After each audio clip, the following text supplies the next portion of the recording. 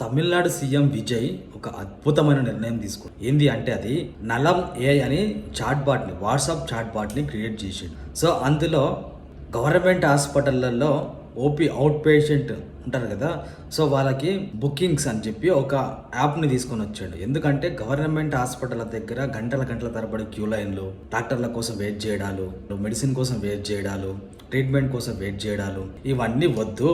నలం ఏ chat బాట్లో book చేసుకుంటే ఏ టైంకి అని ఒక అలాట్మెంట్ వస్తుంది, స్లాట్ బుక్ అయిపోతుంది. సో ఆ టైంకి హాస్పిటల్కి వెళ్ళి ట్రీట్మెంట్ తీసుకొని రావచ్చు.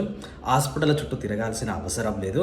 దేనికి ఏ చికిత్స, ఎప్పుడు ఏ డాక్టర్ అవైలబుల్గా ఉంటాడు, ఏ టైంకి ఏ మెడిసిన్స్ ఉంటాయి అని చెప్పి క్లియర్గా ఆ అపాయింట్మెంట్ బుక్ చేసుకుంటే ఆ టైంకి వెళ్ళి ట్రీట్మెంట్ చేసుకోవచ్చు. సో అద్భుతం కదా.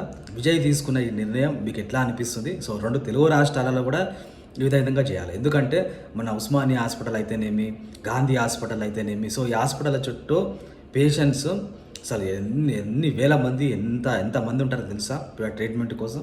సో దిక్కుతోచని స్థితిలో ఎక్కడ పడితే అక్కడ ట్రీట్మెంట్ లేక, డాక్టర్లు రాక ఎందరో ప్రాణాలు కోల్పోయిన స్థితి ఉంటుంది అక్కడ. సో ఈ అపాయింట్మెంట్ బుక్ చేసుకోవడం వల్ల సరైన టైంకి సరైన ట్రీట్మెంట్ అవుతుంది. ఒకవేళ లేట్ అవుతే వేరే హాస్పిటల్ చూస్ చేసుకోవచ్చు. Correct medicine అంతది.